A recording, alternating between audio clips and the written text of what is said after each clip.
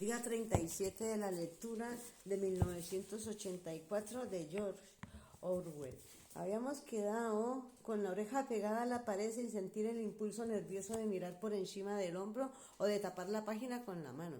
El dulce aire veraniego le acariciaba la mejilla. De algún lugar a lo lejos llegaban los gritos de los niños y en la propia habitación solo se oía la voz del insecto del reloj. Se arrellanó en el sillón y apoyó los pies a la rejilla de la chimenea. Era una bendición, era la eternidad. De pronto, como se hace a veces con uno de esos libros que uno sabe que leerá y releerá hasta la última letra, lo abrió por otra página y se encontró con el tercer capítulo del libro que se llamaba La guerra es la paz. Lo empezó a leer. La división del mundo en tres grandes superestados fue un acontecimiento que podía haberse previsto y de hecho se previó a mediados del siglo XX, con la absorción de Europa por Rusia y del Imperio Británico por Estados Unidos. Dos de las tres potencias existentes, Eurasia y Oceanía, cobraron existencia real. La tercera, que era Asia y Oceanía, cobraron existencia real. Asia, solo surgió como una unidad clara transcurrido otro decenio de luchas confusas. Las fronteras de los tres superestados son arbitrarias en algunos sitios y en otros fluctúan según los avatares de la guerra, pero por lo general siguen líneas geográficas. Eurasia comprende la parte septentrional de las tierras europeas y asiáticas, desde Portugal hasta el estrecho de Bering. Oceanía abarca las dos Américas, la isla del Atlántico, entre ellas las islas británicas, Australasia y la parte meridional de África. Asia, más pequeña que los otros y con una frontera occidental peor definida, incluye a China y los países al sur de la misma, las islas japonesas y una enorme, aunque fluctuante, parte de Manchuria, Mongolia y el Tíbet.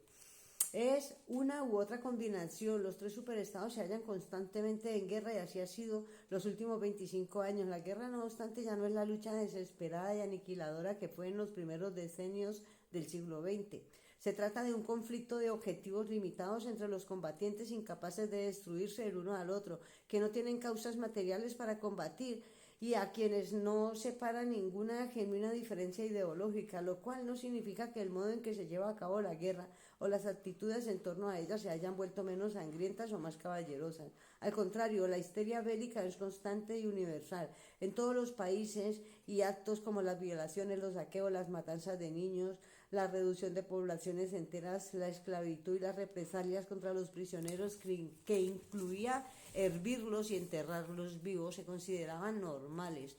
Y cuando la comete nuestro propio bando y no el enemigo, meritorias. Sin embargo, en un sentido físico, la guerra implica a un número reducido de personas muy especializadas y causa relativamente pocas víctimas. Los combates allí donde haya acontecen en vagas fronteras que el común de los mortales apenas sabe dónde están, o en torno a las fortalezas flotantes que vigilan los puntos estratégicos de las rutas marítimas. En los centros de civilización, la guerra supone poco más que una constante escasez de los bienes de consumo y el ocasional estallido de una bomba volante que puede causar una veintena de víctimas.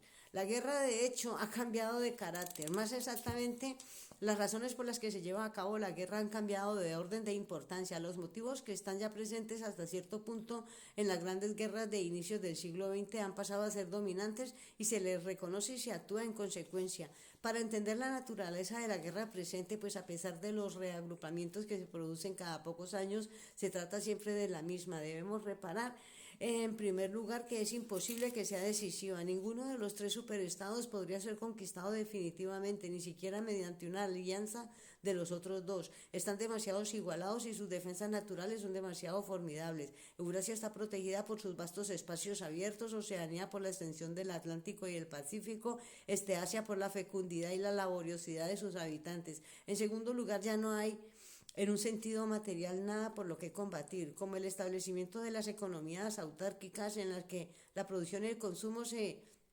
engranan el uno con el otro. La lucha por hacerse con los mercados que causó las guerras anteriores ha llegado a su fin, y la competencia por las materias primas ha dejado de ser una cuestión vida o muerte.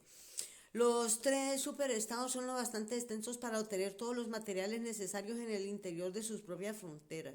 Suponiendo que la guerra tenga un propósito económico directo, se trata de una lucha por la fuerza de trabajo. Entre los cambiantes fronteras de los tres superestados hay un tosco cuadrilátero cuyas esquinas son Tánger, Brazzaville, Darwin y Hong Kong, que contiene una quinta parte de la población mundial. Los tres superestados combaten constantemente por el dominio de esas regiones tan pobladas y del casquete polar ártico. En la práctica, ninguna potencia controla totalmente el área en disputa. Partes de ella cambian de unas manos a otras una y otra vez, y la oportunidad de conquistar este o aquel fragmento mediante un ataque por sorpresa o un acto de traición dicta los infinitos cambios de alianzas.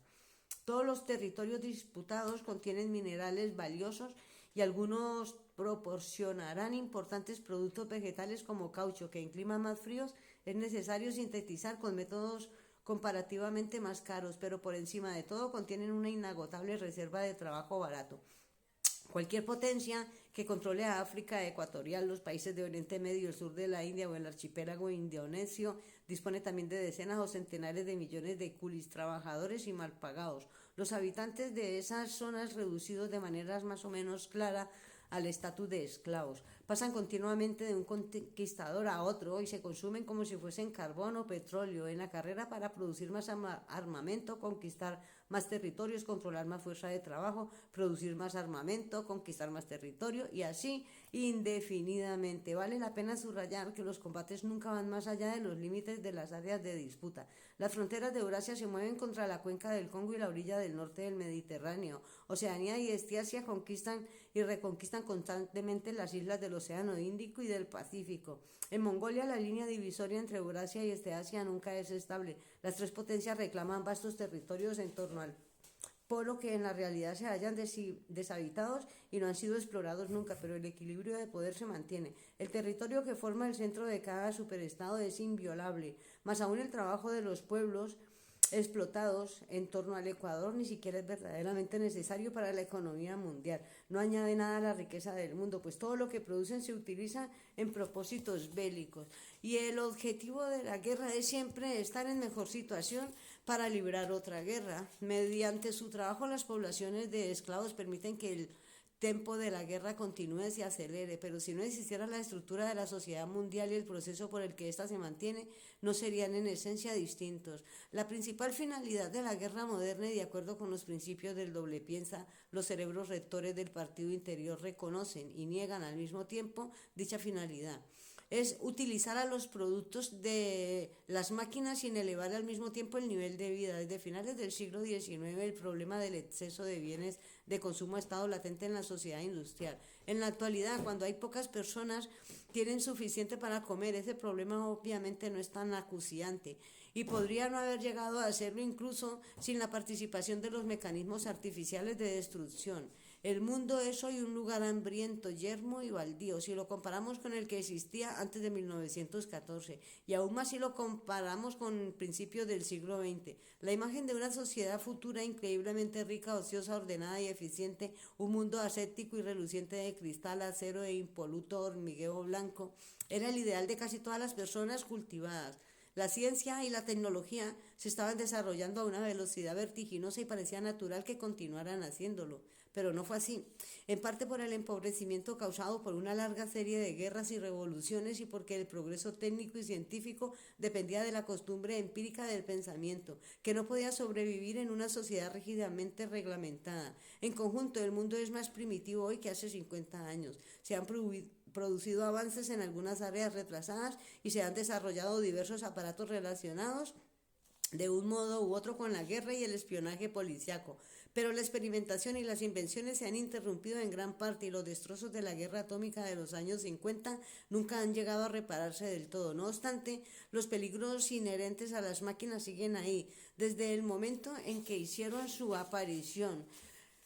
Pareció evidente que cualquiera que se parase a pensar lo que la servidumbre del trabajo y por tanto las desigualdades habían llegado a su fin. Si las máquinas se hubieran utilizado conscientemente con ese propósito, el hambre, el exceso de trabajo, la suciedad, el analfabetismo y las enfermedades habían podido eliminarse en unas cuantas generaciones y de hecho incluso sin que llegara a emplearse con dicho propósito y gracias a una especie de proceso automático, mediante la producción de riqueza que a veces era imposible no distribuir. Las máquinas elevaron enormemente el nivel de vida de la gente durante un periodo de unos 50 años